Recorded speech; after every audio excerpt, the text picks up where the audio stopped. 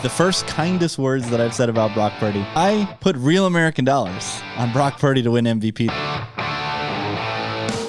Hello world and welcome back to Gridiron Gamble, the only podcast that puts its money where its mouth is. I'm your host, Rich Ryan, and I'm joined by the entire collective, the Disciple, Brett Colson, Donnie, DP Peters, and the resident moose himself, Mo Nawara. A banner week for the collective, 4-1 across the board. That's right, every member of the collective was 4-1 in their top five, as was the CIRCA Sports Million card submitted in the desert. If you don't know by now, we are in CIRCA Sports Million. We submit 5 games against the spread every single week, and each one of them comes from one member of the collective. The fifth and final comes from the collective machine. If you are watching us on YouTube, please like the video and subscribe to the channel. Listeners, rate and review on your podcatcher of choice. 5 stars only, like B. John Robinson, the product of the University of Texas Hook'em Horns. A very interesting week coming up, because there are some spots where naturally the collective would gravitate to and absolutely smash. However, all of the teams that we would likely smash in those spots have some very, very alarming warts. So it will be interesting to see where the collective ultimately lands. This first one is a very interesting one, and we've got 2 very strong opinions on Raiders at Broncos. I guess a angry Bronco might make that sound. An AFC West tilt in which the Disciple and the man he follows are on complete opposite sides, because Brett's got the Raiders in his top 5. Mo's got the Broncos in his, but Brett has the highest opinion, so we'll ask him while he's taking the full field goal in what might be looking like an anti-leverage spot right now, as I'm only seeing expensive 2.5s in real life. Yeah, that's the only reason I didn't have this at the top of my card, because this will probably be popular in the contest, because I'm seeing the same thing everybody else is. There's no chance I'm laying a field goal with Bo Nix against a divisional opponent. One of those auto-click spots for me. Even though the Raiders did get a win last week, this moved from -1 on the look ahead to -3 this week. 2 bad teams, rookie quarterback laying a field goal, snap, click the other side. Max Crosby could come back this week for the Raiders this week as well to wreak some havoc on Nix, who I don't know how you trust this guy laying 3. I'm curious to hear Mo's take on this. Laying 3 points, a man who threw 60 passing yards in pro football last week. But Mo, as Brett always says, the entire contest is seeing that exact same thing. Yeah, dude. The Raiders are going to be a very popular choice at 3, okay? So that's one reason. But someone tell me how the Raiders are going to score a point in this game. The Denver defense looks legit, and the Raiders have the worst rushing attack ever in football, pretty much, okay? And Devontae Adams is out, and So like, what? Where are the yards coming from in this game for the Raiders? This Brock Bowers. Denver defense looks legit. It's literally all has to be Brock Bowers. I can't think of any other way they can move the ball. I mean, Jacoby's nice. Yeah, what is he going to do against Patrick Surtain? He won't get a yard on Patrick Surtain. This is very true. You have this. I don't know where this Denver defense is coming from. I thought this unit looked mediocre at best in the preseason, and then I'm listening to all these preseason podcasts. All these nerds are excited for Denver's defense. I'm like, why? And they're just wrecking shit, man. I guess they were right. I mean, they destroyed the Jets up front, you guys. Destroyed them. Well, what are they going to do to the Raiders? And the Raiders don't have their starting tackles, maybe? I mean, I don't know how the Raiders are getting a point in this game, dude, unless they get a turnover. I mean, that's literally the only way. How are they driving 75 yards? Broncos defense feasting off the blitz, number 1 in the league right now in blitz rate. My guy, John Franklin Myers, Woody being an absolute cheapskate, wouldn't pay the guy, so the Jets basically traded him to Denver in a salary dump in a league where you're supposed to be all in. Well done, Woody Johnson.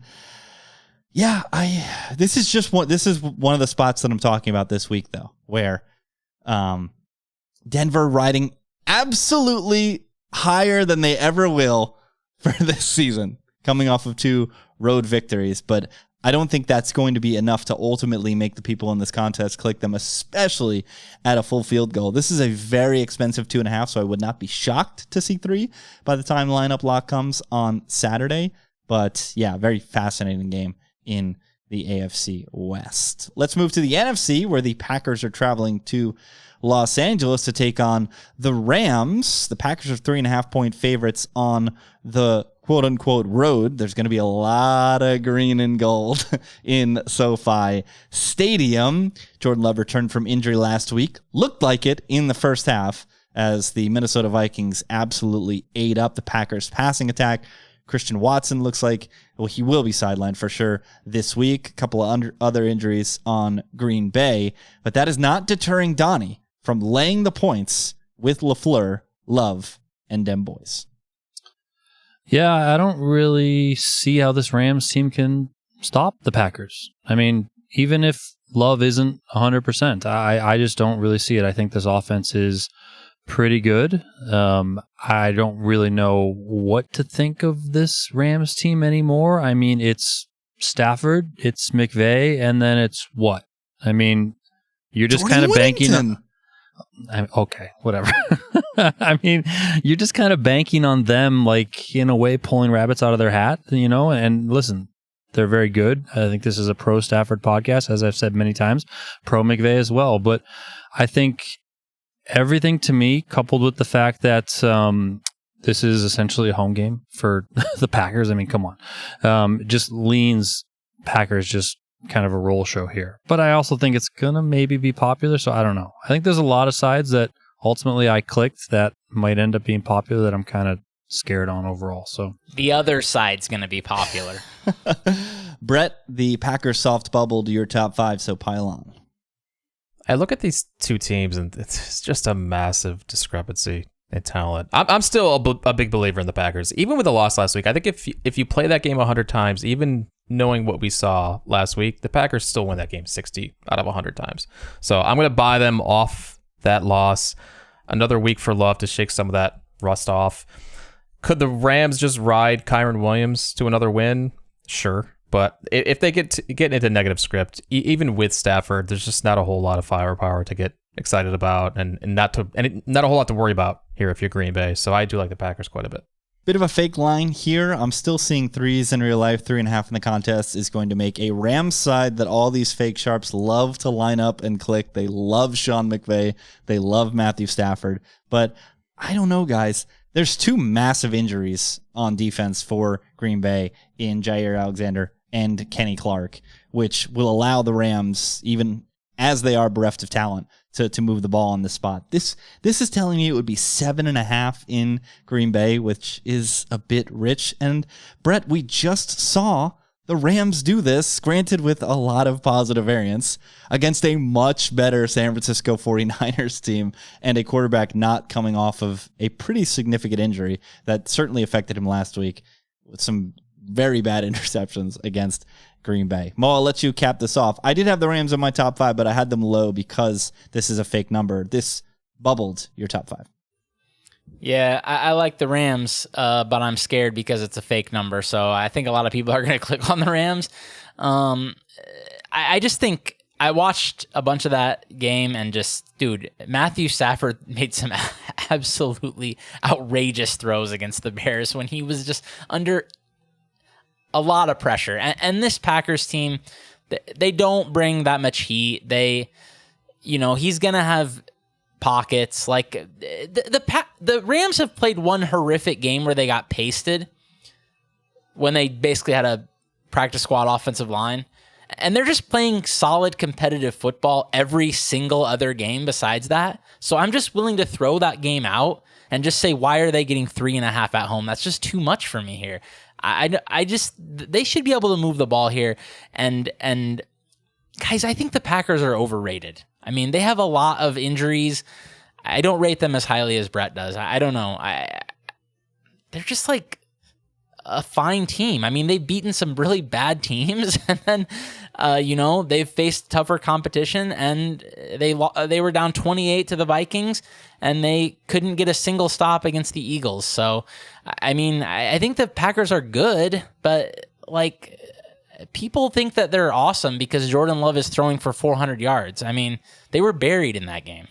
Jordan Love, most interceptions, plus 2,000, back to life thanks to a 3-interception effort last week, coming off of the PCL injury. Let's move up I-5 to the Emerald City, where the Seattle Seahawks are playing host to the New York Giants.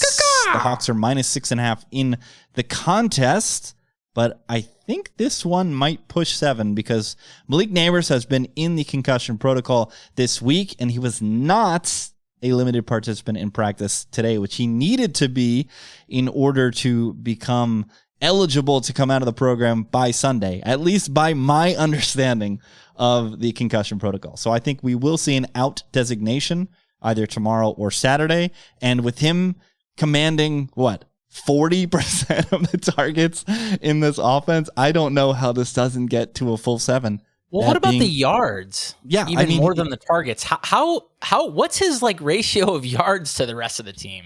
It's disgusting. He commands such a large portion of the pie. The problem is, once again, if this is reflected in real life, the whole contest gets to see it by the time lineup lock rolls around. So I'm still on the Hawks, middle of my card.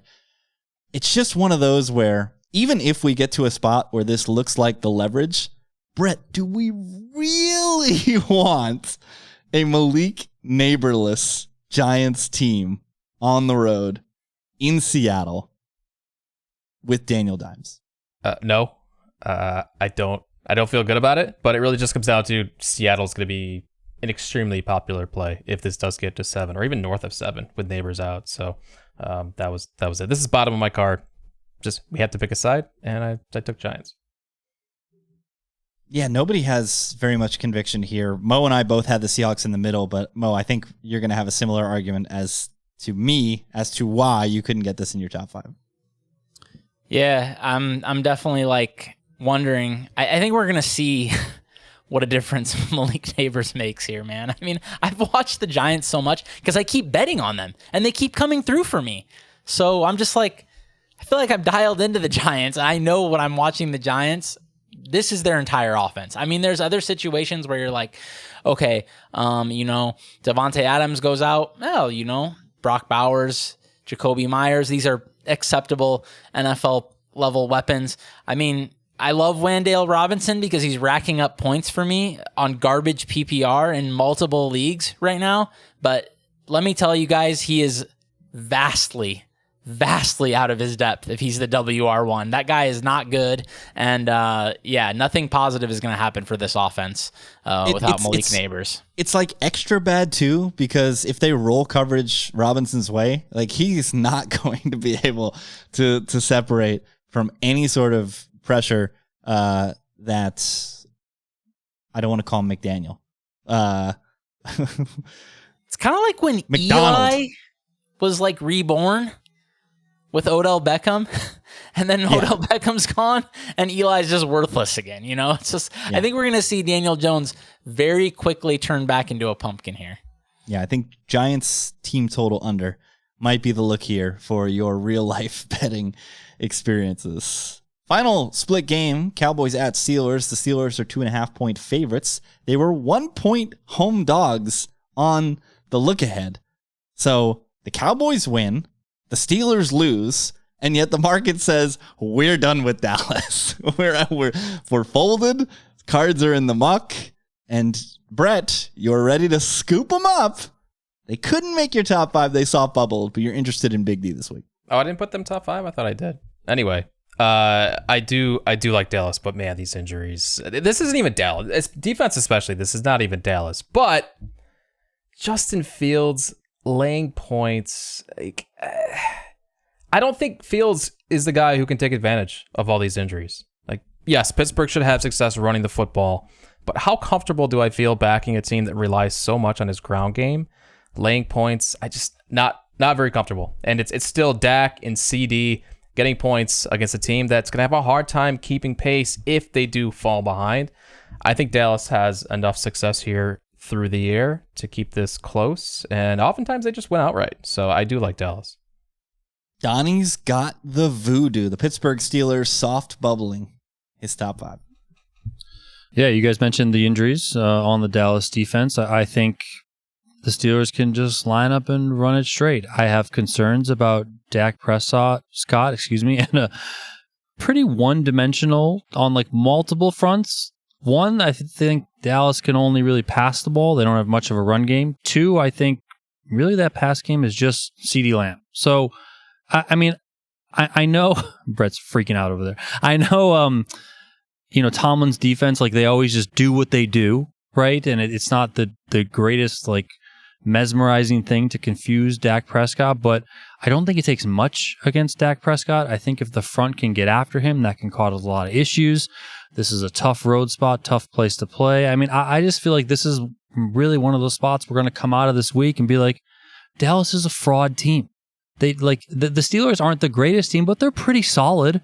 And Dallas just feels like one of those teams, Miami in the NFC of last year, who's just going to beat up on the bad teams and then lose to the good or great teams. Like, that's just who Dallas is. Mo, I was surprised. You, of all people, the number one Dallas Cowboys hater. I was surprised to see an X next to them this week. Yeah, I don't know. Just a vastly better passing attack, I guess, at getting points. So, I mean, I'm just going to take that side. But you're just going to keep fading the Steelers until they prove that they're going to try to play modern football. Would I actually bet on Dallas? I don't think so. Yeah, I mean, I think it's important to note that, like, not only is Micah Parsons out, but the other edge as well, DeMarcus Lawrence. I mean, this could be a shell of itself, Dallas defense. So, you have, a cluster injury over there. You have, like Donnie said, a pass rusher in TJ Watt against tackles that I don't think we can really trust yet for Dallas. Could be a nightmare situation over there, but also, like Brett said, if either team basically playing in the script that favors it could be a big deal here. So this might be maybe more of a first half play. If you're betting this, I'm just staying away from it. And it's funny, too, because everybody keeps calling out this is the easy part of the schedule for the Steelers. They got to get things going. But as it might not be great for modern football, they've played some tough run defenses so far this year. And this is the first time where they might actually be able to cram the ball successfully because they are a team that Art Smith wants to cram the football. That is the basis of their offense. So they might get things going as intended on offense this week. And then Dallas has CeeDee Lamb. That's their offense, but Joey Porter Jr. is on the other side. So if he can even mitigate what this Dallas passing attack can bring to the table, the Steelers are going to be formidable. That said, 3.5-point move. Justin Fields as a favorite. I did put an X next to Pittsburgh, but I certainly do not love it. Those are the split games. On to the Lone Wolves. 1-6-1 in Lone Wolves last week. That means the collective is cooking. Let's see if anybody can break the trend in week 5.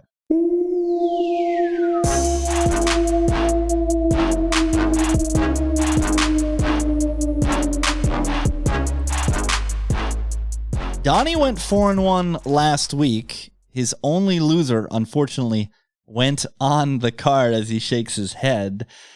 And this is maybe some revenge for those Arizona Cardinals who failed to cover for the collective last week. Not only did they fail to cover, they got their doors blown off by the Washington, formerly racial slurs, formerly football team, now commies.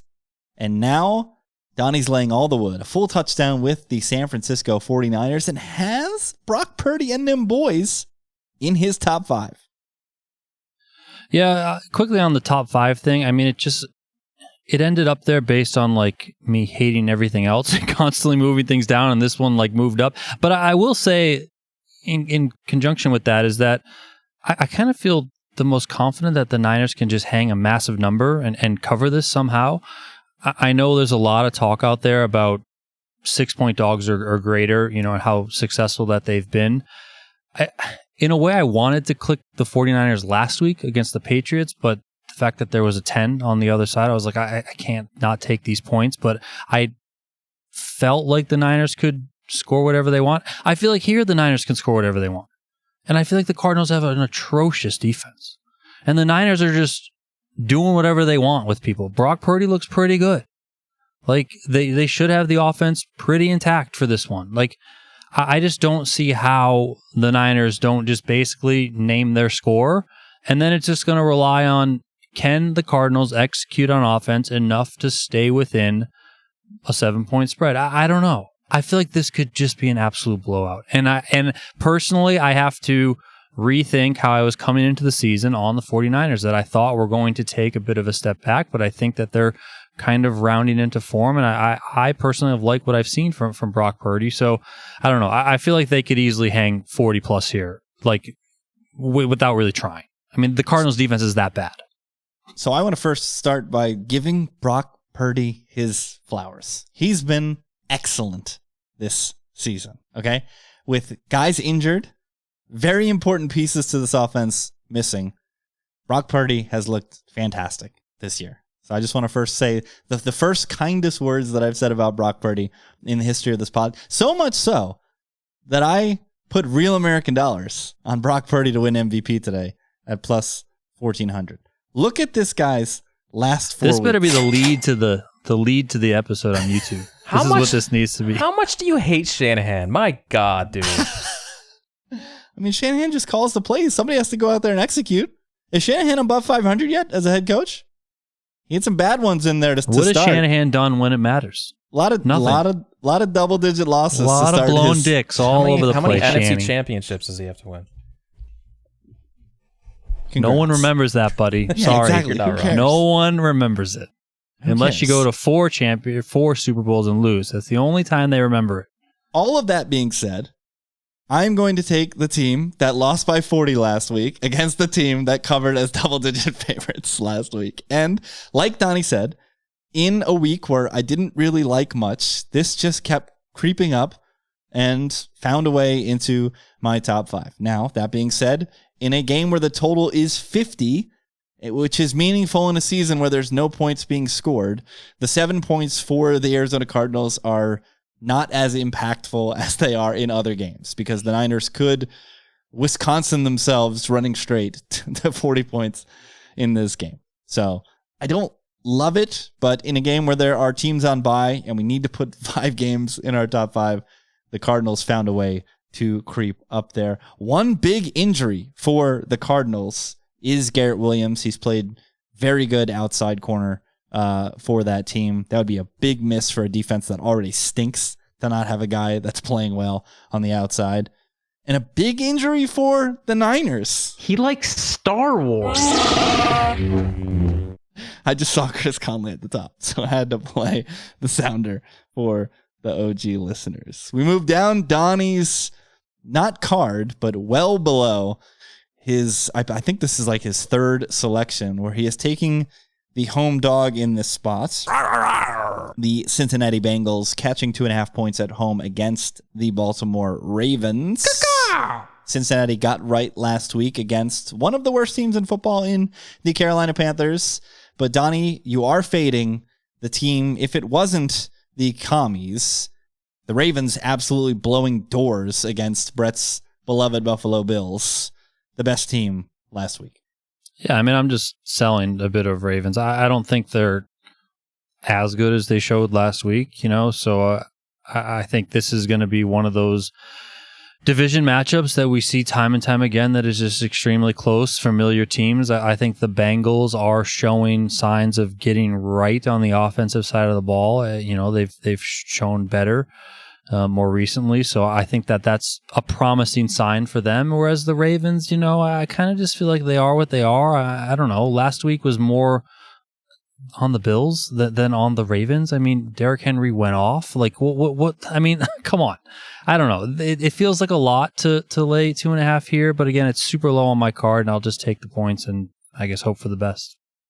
I've got the Ravens in my top 5. And not because I'm trying to buy high, but because I'm so desperate to sell the Bengals off of that loss because the Panthers remain a very bad team.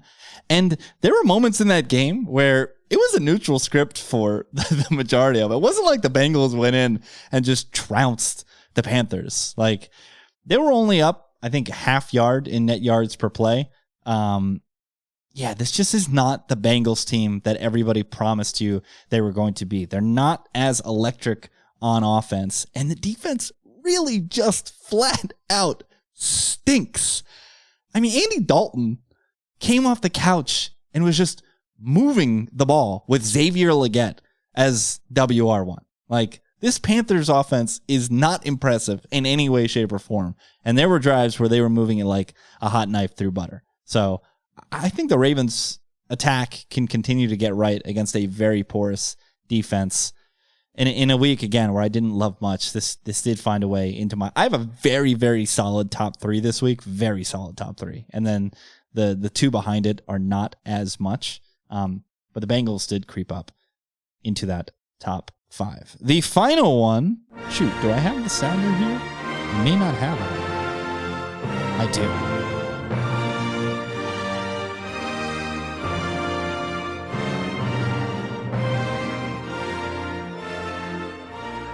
Even better, they're not just headed to London.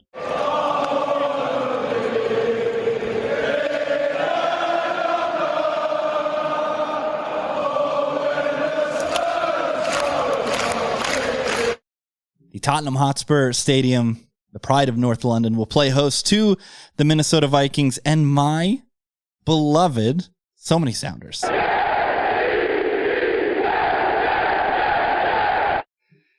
This is one of those where, to me, the Jets are just screaming the side. Must take them this week. Coming off an embarrassing loss. Vikings are flying high, 4-0. But nobody had a lot of conviction, including Donnie, who did take the fish side here in the Minnesota Vikings. Yeah, of course. I mean, it's also my 2-point. I don't know. I don't see it. I don't see how this offense, Aaron Rodgers, looks like he's a freaking statue out there, can't move. I mean, against this Vikings defense, against Brian Flores bringing the heat all the time, I mean, this Jets team is just not that good compared to what everyone thought coming into the season. Everyone was like, Super Bowl, Super Bowl, Super Bowl, here we go. I mean, Rich, I asked you in the Discord today, when are the Jets flying? And my reason is this. Aaron Rodgers couldn't move last week. Aaron Rodgers said he has swelling in his knee. You know what sucks for swelling? You guys have traveled a lot. Getting on a plane. It does not help. So the fact that they got on a plane today means that swelling's going to be there, as far as I'm concerned. And swelling ain't good for movement. And when the heat's coming, good luck, man. So I don't know. I mean, that's where I'm at. I think that I know this is fishy. I initially it's like, yeah, you got to click the Jets, right? But I'm like, I can't do it. I'm sorry. I'll be the fish. This is a terrifying spot because everything is pointing to Jets. This I think has touched 3 momentarily this week, and there is immediate buyback, but it will not stay at 3 for long because people will buy this up. The Jets were favored on the look-ahead line. There is only one direction that this line will go, and is in favor of Gangrene. That being said, Flores versus Hackett might be the largest coordinator discrepancy in the league right now. Mo, this soft bubbled your top 5. You just didn't have the guts to put the Jets in your top 5. Yeah, it was really close. I do like the Jets quite a bit. I think my main reasoning here is honestly just that I trust Rodgers way more than these other quarterbacks to find ways to exploit holes in this Vikings defense. I keep betting the Vikings because they keep facing younger quarterbacks that I think Flores can confuse. Rodgers has been doing this for 20 years. If there's anybody that's going to figure this out, it's probably him. So I like that. I like that the Vikings rely on the blitz a lot, I think, to get their pressure. That's where Rodgers thrives, is by sniffing out these blitzes before the snap. And like when Denver was destroying them up front, there was nothing he could do because they're just winning one-on-one. So it was just a different animal there where it's not like he can just find the guy who the coverage is leaving open because Denver's just playing regular defense behind their something. Zach Allen is just wrecking everything. I don't know how this is happening. Don't ask me how, but it's working. Okay, so I don't think the Vikings have those sorts of horses to win up front. They don't have Danielle Hunter anymore. So I think this is the side, and this is finally Sam Darnold facing a very tough defense, what's supposed to be a tough defense anyway. So maybe we see dopey Sam Darnold under pressure in some tough spots here, okay? Maybe just the sight of green and white will make him revert. It'll be like Pavlov's dog. Like, he'll just revert back to being a complete idiot and start throwing it. Although he was bad at throwing it at people in green and white, so maybe that's the reverse.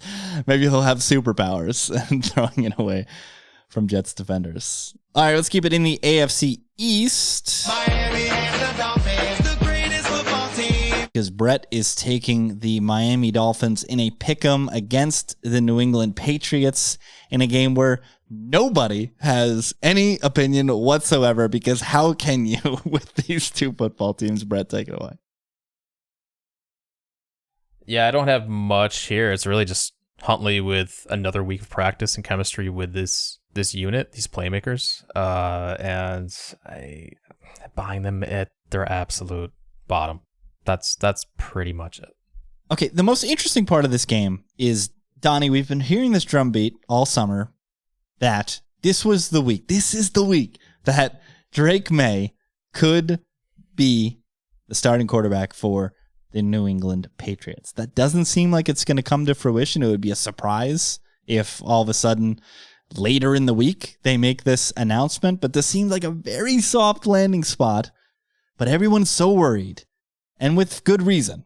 We've got guys off the street playing tackle so far this season, and now with Andrews out for an extended period of time with the shoulder injury, there's going to be a guy off the street playing center. So you, as a kind of former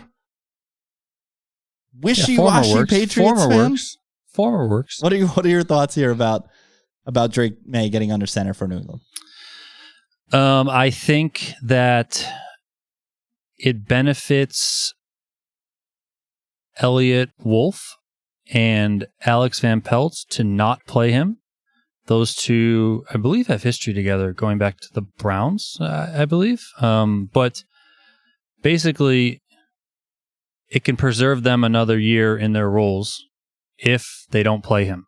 Because you got to run it back next year, right? If the kid doesn't play. But if you paid attention to anything coming into the season, Gerard Mayo was constantly like, this is a competition. And then he said, like right before they announced that it was going to be Brisket, that he said, Drake May's been the better quarterback. But then they announced Jacoby anyway, and Jacoby was like, yeah, this was the plan all along, which tells me, I don't know, maybe Gerard Mayo like had a change of heart, or maybe he was forced to play Jacoby beforehand. So I don't know. I don't think they're going to end up playing him, or I think they're going to try and hold out as much as possible, which then if Gerard Mayo like wants to get pissed, maybe that'll start coming out. So I don't know. I don't think that I would play him. I don't know. I don't think I would play him. If I'm Kraft, maybe I do because I want to put butts in seats. So like business-wise, maybe I play him. But I mean, I also I don't know if I would play him under the current regime. I don't think these coaches are it. Like, I'm sorry. Like, I don't think Alex Van Pelt is like some freaking QB whisperer who's going to just like make this guy amazing. Like, to me, that's pathetic. The Patriots have much, much bigger issues. So I would just keep this kid on ice and hopefully, which I am not confident at all that the Patriots will ever do, actually invest some money. Robert Kraft should freaking, I don't know what he should do. He should give a blowjob to Bill Belichick and Tom Brady for the fact that he never spent any money, ever. And the fact that he had those two guys, had all the success that they had, all the winning, all the Super Bowls, etc., because of those two guys. Now, without those two guys, we're seeing the fact that they don't spend, and they have never spent, actually matter. Because you don't have the two greatest carrying the ship. That's what's happening here. Love it. The passion's still there. You're trying to suppress it. You're doing your best. That would have fit on WEEI so well. I don't know. I might have got canceled for the blowjob thing. All right. Well, Brett, we have to talk about him. The Bills make me wanna shout. It's Mo's lone wolf because he's taking the Texans at a pick'em, but it's pretty much at the bottom. So, Mo, are you even going to render an opinion on Houston here? My only thing on this game was basically I thought the line was fair, so my tiebreaker is just, what if the Bills are just a bully that flattens these bad teams, and if they're in a negative script, I don't know if they can come back, whereas I've actually seen CJ Stroud completing passes downfield, so I think that if the Texans are down, they could maybe come back. I'm not saying it's Josh Allen's fault. Nobody's getting open, so he threw it to a guy who had a defender in his back pocket, and it was a perfect throw last week, and it's just not being caught. So I'm worried that the Bills are, if you punch them in the face like the Ravens did, this team might not be that great. I mean, nobody was that excited about the Bills coming into this season. I just want to say that the one Josh Allen throw where he was just sprinting right and threw downfield, I saw a next gen stat, and I'm not going to get it exactly correct, but it was something like this, where on that spot of the field, right before the sideline per NGS, Josh Allen is 6 of 7 for like 150 and a touchdown. The rest of the NFL is 2 of 16. He's the only guy who can do that. Stupid plays last year. He got the Chiefs with that. Absolute legend of the game, Josh Allen. Brett, you were in person. I'm sure you had a great birthday outside of M&T Bank. You had some great food. You went to an O's game, something baseball. But man, a brutal 60 minutes for the Buffalo Bills against the Ravens. 60. I only saw 35. I was done. Shortly after halftime, Amy and I were just like, "Dude, how long do we have to stay? Because this is not getting any better." Because they were doing whatever they wanted on offense, and that's kind of what I saw coming into this too. It's like we don't have the personnel to stop the bully ball that the Ravens play, and it's kind of, I mean, I don't know. I didn't get a chance to talk about Ravens Bengals, but I kind of see the same thing happening this week with the Bengals too. They don't have anything to stop Henry and Lamar, so. Yeah, tough watch, but really not all that surprising. Did I think we'd lose by 25? No, but yeah, they have their way with us. Well, the Texans don't have what it takes to attack the Bills up the spine here, especially if Mixon doesn't go. They've got nothing really inspiring at tight end, so they're not really equipped to attack Buffalo where they're the weakest. I just don't know what this Houston team is. That we've seen 4 weeks of football, and I don't know. I have no idea. Like, Bobby Slowick is still doing the run, pass, kick thing. I mean, CJ Stroud is excellent on third down, but can we get him some help on the first couple of downs so he's not always in third and be a hero? I'm very confused by this Houston team. I think it's clear they're not going to be of the class of the great teams in the AFC. Maybe they can grow into that, but as of right now, they've not shown that to me. So I'm pretty interested in Buffalo. I'm just a little gun shy coming off of that thwapping against the Baltimore Ravens. But ultimately, that tends to be the spot where we can buy. Lone Wolves. Donnie's got a trio of home teams, the Niners, Bengals, and Vikings. Brett's got the Dolphins. Mo's got the Texans. I've got nada. All right. Let's make the card. 10, 9, 8, 7, 6, 5, 4, 3, 2, 1, fire. Donnie is up first because not only did he also go 4-1 last week, he's 13-7 on the season with the best record. He has a road team. He's got a road favorite. I don't know if two members of the collective are going to love this pick. Yeah, I think I want to change. Can I do that?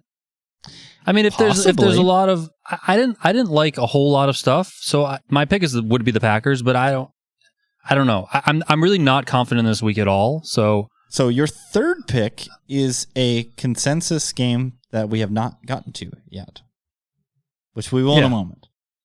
So we've got the Packers logo here, but Donnie's top pick was sniped by the collective once again. Shocker. So that was so obvious that was getting sniped. Every single person that watches and listens to us knows exactly what the robot woman is going to say once I hit this button. So this is his second pick, and his third pick is a consensus pick that we just haven't touched upon yet. I am up. I have a consensus pick that has not been discussed yet, and it is against the team that Mo has across his chest, because I'm taking the New Orleans Saints plus 5.5 against the Kansas City Chiefs. This was the second highest pick in the consensus ratings as well. This is rich for a Kansas City team that continues to look mediocre, continues to sleepwalk through the regular season, now doesn't have their best target in Rashee Rice, and doesn't really have a replacement talent for him because he is so good after the catch, and there's just Xavier Worthy doesn't do that. Xavier Worthy is going to win on the outside and downfield, so you're not just going to plug Worthy in and make him do the yak stuff. And all your other guys that you're going to plug in there to distribute the ball to and get those targets elsewhere, they might be able to get open because that's the read offense will scheme them open. But correct me if I'm wrong, I don't see Noah Gray turning and getting upfield. I don't see Justin. You're not a big Noah Gray believer? I don't see Justin. Give me all the Justin Watson and Noah Gray overs for this game. All of them. Sure. I think that they're going to get some yards. But when it comes to playmaking, there's just kind of no answer right now for Kansas City. I mean, Kareem Hunt looks like a guy who should be at the Tuesday night bowling league drinking a pitcher and not playing professional running back. He might be at the Tuesday night bowling league drinking a pitcher. And let me tell you, Kareem Hunt was one of the highlights of the last game. Okay, so let me ask you, Rich. Doesn't everyone see the same thing you just said? I think isn't this going to be the biggest popular side? How people are literally just like, how are the Chiefs laying 5.5? Especially without Rice? Have the Saints been popular in the contest? I'd have to look back.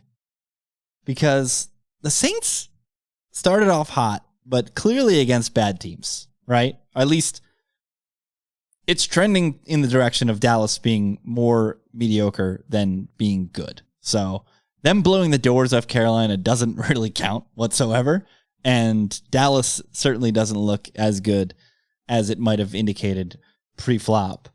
So Saints coming off of a couple of losses, how quickly are people going to actually be to buy in? Now, if they watch that Saints-Falcons game a little closer and watched how fortuitous the Falcons were to score, and for a big kick there at the end by Younghoe Koo, maybe you're right. Maybe this will be more popular. But I don't know why this would be north of a field goal, and I think the Saints are just live dogs to win this game outright. So for now, I've got the Saints. I could be talked off of it, however, if we think this is going to be super popular. Brett, you look like you're in pain over there. Yeah, like when has it ever mattered for Mahomes that he has receivers? Like they just all cover. But this is just going to be, it's going to be an ugly Chiefs 3-point win. That's what it's going to be. Yeah, this is going to be Butker from 46 to win the game. Bat Clark screaming in the Discord that the Chiefs aren't going for it. Is Mahomes even good? Yeah, this is just another chalk it up, another Chiefs ugly win, 5-0, but do so in uninspiring fashion. Yeah. Mo, you're up next. You also have a split game because I sniped your top pick and your second pick was sniped by the collective. So it's leverage season. Yeah, Denver. Let's go with Bo Nix. 60 yards passing. Bo Let's see if we Nix can cover. Bo Nix is a 3-point favorite. Guys, this is leverage, right? Yes, it Right is. now, It's at time of record, it's leverage. so gross. I get it. Speaking of gross, what did you call this man? A clown. Brett called him a clown. Still Laying points with a clown, Brett. Yeah, because I don't get this line. Why is Chicago only -3.5, -4 against the Panthers? Why are the Panthers being priced like they're not a bottom 2 team in the NFL? I think saying week over week. This is saying that the Bears and the Rams are the same team. There's just no way that's It true. can't be true. It can't be true. Yeah, I think the win over Vegas and the change to Andy Dalton is still being over adjusted for what Carolina truly is, and now traveling to face a team that they're going to continue to get better with Caleb. Yes, I still think he's a clown, but they're going to keep getting better with this rookie quarterback under center. This is just too low for me. This will be the softest matchup of Caleb's career to this point. I can see this being his coming out party with everybody talking about Jaden Daniels right now. Great spot for Caleb to go out and make people remember why he was the number 1 overall pick, even though it probably was a mistake. He's got a lot to prove right now. Stop it. I am so sick of this shit. But anyways, when are we going to talk about anti-leverage? And everyone is going to have the Bears, aren't they? They're already up to 4. Bears Yes. is favorite? I think everyone's going to have the Panthers. No, 1,700 people took the other side last week and watched the Bengals win by 10 and never really have to sweat. I mean, the Bears are going to be so popular. Yeah, but I'm cool with it because that. I think they're going to probably cover. So if you guys just want to take what I think is going to be a point, I'm in. First full week of practice with no injury designation for Keenan Allen. This just screams the spot where it all clicks and comes together for the Bears. If you want to fade the tide going against you, plus 850 for Caleb Williams to win Offensive Rookie of the Year. If you're ever going to buy it, hashtag this is the week. This is the week to do it right now. What's Bears -9.5? Get that in your account. Yeah. Get some alts going. Oh boy. Chalk Caleb Williams as a favorite, potentially. Dude, this is just like the Panthers can't stop anyone. This is the week that they can score some points. Yeah. And this Bears defense is legit. Yeah. This is a very bad spot for Andy Dalton. They've been feasting on awful defenses. Let's be real. I like Andy Dalton, and he's made me some money, and he's doing good things, way better than Bryce Young, but they have been feasting on awful defenses. All right. Everybody knows exactly what this robot lady's going to say.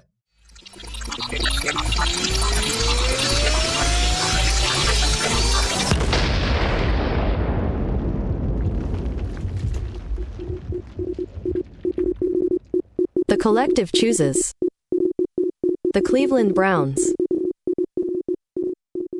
They've got no tackles. They've got no Myles Garrett. The quarterback sucks. Says who? Quarterback Hang on a blows. second.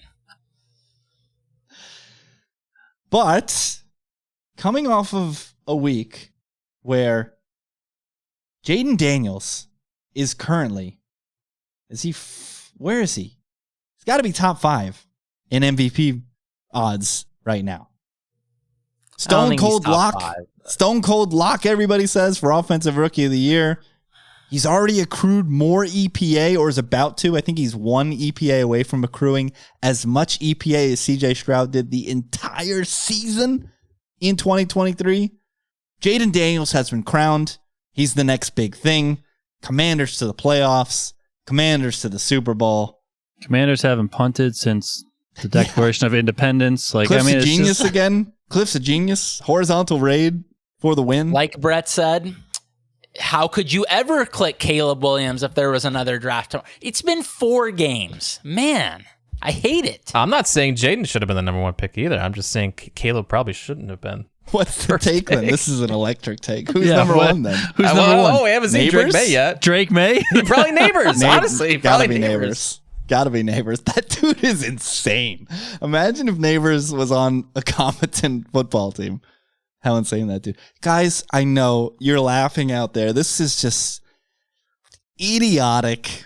These guys, bad quarterback, bad team. Whew. With this going to 3 and people not having to lay the hook and people just absolutely loving the Washington Commanders, you just have to click the Browns in this spot. They, even with these injuries, please, Myles Garrett back at practice today, thankfully. The Commanders have not played any defense that has a pulse so far. Not one.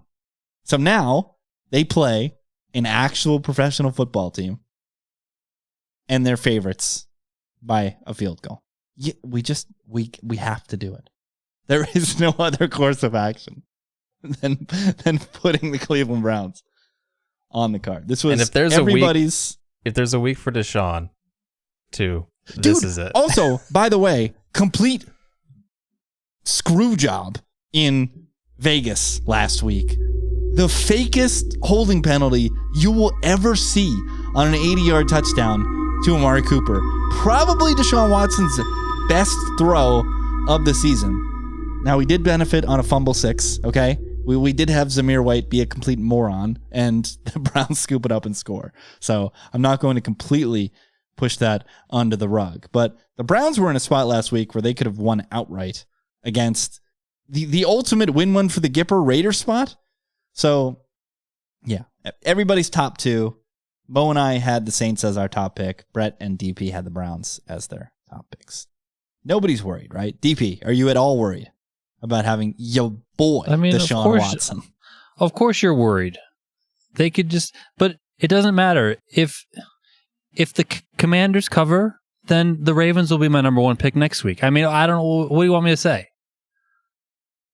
If I have to listen to one more person on a podcast or on social media tell me that the Commanders haven't punted in 16 years, I'm going to lose my mind. Okay, so like, did you guys know Tom Brady is 44? Is that the new? That's the new. Yes. Ryan Fitzpatrick went to Harvard. I don't know if you guys know that. Yeah, Ryan Fitzpatrick went to Harvard. Yeah. The other consensus pick that I was alluding to earlier, that is Donnie's number 3 pick and is a candidate to replace the Green Bay Packers. Told you guys last week. That was the Illume special. Jacksonville covering as dogs on the road at Houston. They're now favorites, -2.5 in the contest, against the Indianapolis Colts, who will be quarterbacked by Anthony Richardson, ? And much like the Browns, Mo, you think it's Flacco? I hadn't seen anything about Richardson playing, but now that I'm seeing that he practiced, I'm wondering. That's Who practices? I did not know I think that. they said that he has a better chance of playing than they originally thought. And considering the fact that Steichen rolled his ass out there and immediately ran the ball with him, tells me they're going to put him back in the game. Well, it doesn't look like an injury that I didn't realize it was oblique. Like, that's not something you're like worried about, like long term, I guess. So I guess it just depends on if his mechanics are working, and if they are, he can probably play. But I assumed Flacco was playing, and I will say this is one that I did want to double check the injuries, and I forgot for the Thursday report, and it still looks pretty grim for Indianapolis, guys. Multiple offensive linemen, Jonathan Taylor. So here's the thing. Taylor's got a high ankle. I mean, He's not going to play, I don't think, yeah. Here's my angle on this game. If Richardson is announced out, I love the Jags because people, multiple reasons. They don't like Anthony Richardson, okay? They just saw Joe Flacco do it in this game and do it last year for Cleveland. There's just a general infatuation with the backup quarterback. And from a Jags perspective, everybody's talking about how this team might just flat out quit on Doug Peterson because of what he said this week with regards to the team and if he's worried about being fired. He said he still has control of the locker room, which is hilarious. Now that's worrisome, right?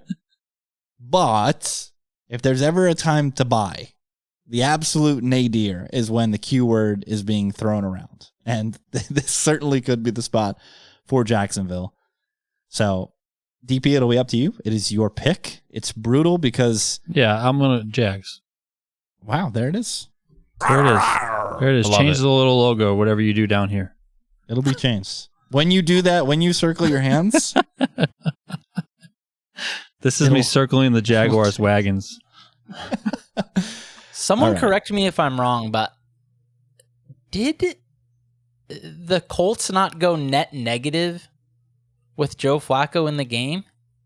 They were up 14 when he came in, I think. I'm just like, I've never seen so much excitement for a guy who went net negative in a game. Well, it's just people... Anthony Richardson is so polarizing because you've got the nerds who are begging to be stuffed in a locker who will fight to the death of him because of his measurables. And then you've got the football people that are like, this guy can't play quarterback. He's been awful. How could you keep playing him? And there's just no agreement there. And the people that don't like A-Rich and think that he is a detriment to this team are just going to be so happy when Flacco gets in there. But you're right. Like, this dude was not good last year for the Browns. Did people not watch that playoff game where they were he cleared the bar of Deshaun Watson. That's what he did.